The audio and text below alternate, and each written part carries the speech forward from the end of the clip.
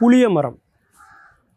தமிழ்நாட்டில் சாலை ஓரங்களில் எங்கு பார்த்தாலும் நம்ம கண்ணில் படக்கூடிய மரம் வந்து புளிய மரம் தான்.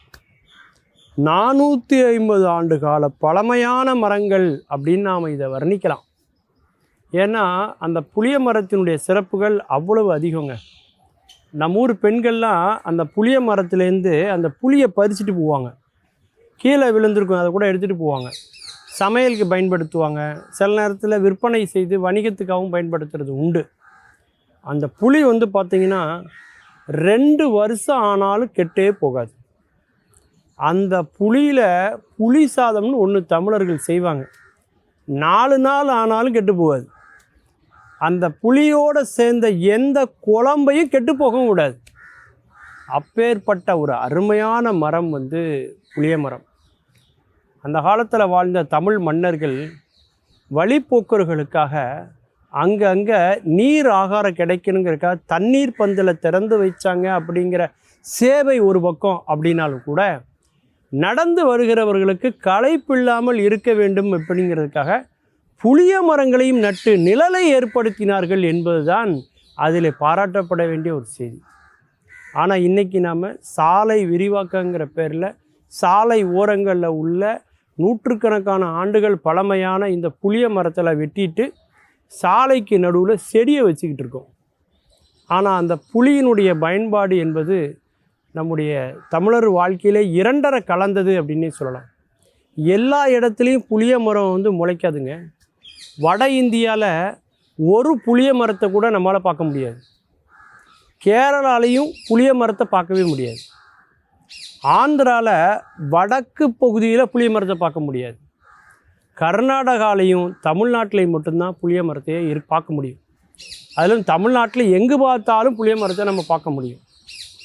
அப்பேற்பட்ட ஒரு வெப்பமண்டல பகுதிகளில் மட்டுமே வாழக்கூடிய வறட்சியை தாங்கி வளரக்கூடிய ஒரு மரம் அப்படின்னா இந்த புளிய மரத்தை சொல்லலாம். நம்ம ஊரில் அந்த காலத்தில் யாராவது விஷத்தை குடித்து யாராவது தற்கொலை பண்ணிட்டாங்கன்னு வைங்களேன், அந்த விஷத்தை முறிக்கிறதுக்கு கூட இந்த புளியையும் கல் உப்பை சேர்ந்து கலந்து கொடுத்து தான் அந்த விஷத்தையே முறிப்பாங்க. அப்பேற்பட்ட ஆற்றல் உடையது புளிய மரம். புளிய மரம் வந்து பார்த்திங்கன்னா வைணவத்தினுடைய ஒரு அடையாளமாக பார்க்கப்படுது. அதனால தான் பாருங்கள், நிறைய பெருமாள் கோயிலில் புளியோதரையைத்தான் அவங்க பிரசாதமாக நெய்வேத்தியமாக பெருமாளுக்கே படைப்பாங்க.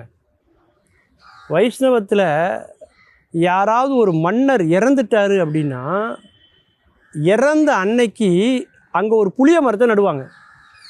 அந்த புளிய மரம் எப்படி தலைத்து பல நூற்றாண்டுகள் வருகிறதோ அதுபோல் அந்த வைணவ மரபு தொடரும் என்பது அவங்களுடைய நம்பிக்கை. அது மட்டும் இல்லாமல் அன்னைக்கு பதவியேற்கக்கூடிய மன்னரும் கூட ஒரு புளிய மரத்தினுடைய நிழலிலே தான் பதவியேற்பு விழாவே அவருக்கு நடக்கும். வாழையடி வாழைன்னு நம்ம ஊரில் சொல்கிற மாரி நிழலடி நிழலாக அது தொடரணும் அப்படிங்கிறதுக்காக அந்த மரபை வந்து வைணவத்தில் இன்றைக்கும் பின்பற்றிட்டு வராங்க அப்படின்னு சொல்லலாம். பழங்காலத்தில் ஒரு நீராகாரம் இருந்ததுங்க, பானை காரம்னு அதுக்கு பேர். என்ன பண்ணுவாங்க, புளியை கரைத்து அதில் கொஞ்சம் கல் உப்பை போட்டு அதில் கருப்பட்டியும் போடுவாங்க.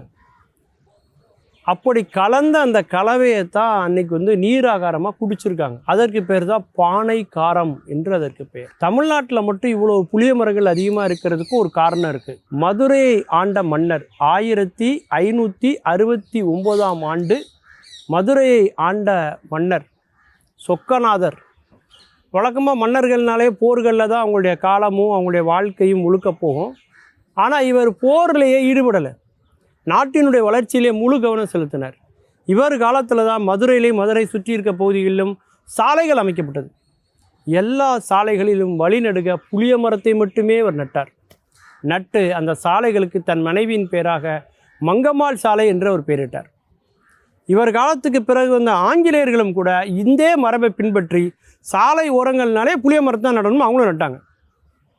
எந்த அளவுக்கு இந்தியாவில் சாலை மரம் இருந்துச்சுன்னா, இந்தியாவை இருந்து வாணிபம் செய்ய வேண்டும் என்பதற்காக நம்மை பிடிக்க வேண்டும் என்று வந்த டச்சுக்காரர்கள், போர்ச்சுகீசியர்கள், ஆங்கிலேயர்கள் வருவதற்கு முன்பு இவர்கள் இருவருமே இங்கிருந்து புளியை எடுத்துக்கொண்டு அவர்கள் நாட்டுக்கு ஏற்றுமதி செய்தார்கள் என்று சொன்னால் அந்த அளவுக்கு புலியினுடைய தேவை அதிகமாக நம்முடைய மண்ணிலே இருந்திருக்கிறது. அப்பேற்பட்ட ஒரு கற்பக தருவாக நமது மாநிலத்தின் மிகச்சிறந்த மரமாக விளங்கியிருப்பது புளிய மரம். மீண்டும் பல புதிய தகவல்களோடு அதில் அறியப்படாத பக்கங்களோடு உங்களை சந்திக்கிறேன். நன்றி, வணக்கம்.